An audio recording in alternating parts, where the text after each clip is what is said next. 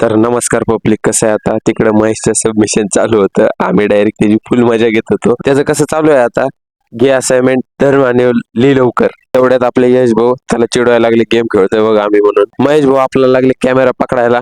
ते इंटरव्ह्यू काय देईना आपल्याला, तरी पण आपण बळजबरी इंटरव्ह्यू घेतला. लिहिताना कसं वाटतं? लिहिताना कसं वाटतं? एकदम मजा वाटतं.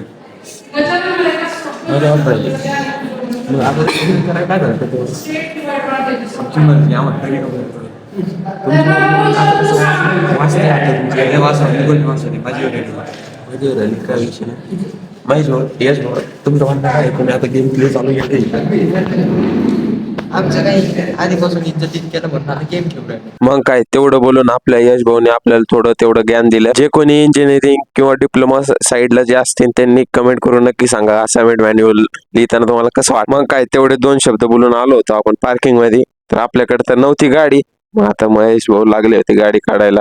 आणि कसं आहे, आपण अँड्रॉइड मध्ये शूट करतो त्याच्यामुळे आपली काय क्लॅरिटी येत नाही, तेवढं समजून घ्या गाईच. मग काय आपले यश भाऊ बघा तिथं कसे बसले होते, गाडी दुसऱ्याची रुबाब आपला, रुबाब ऑन द टॉप.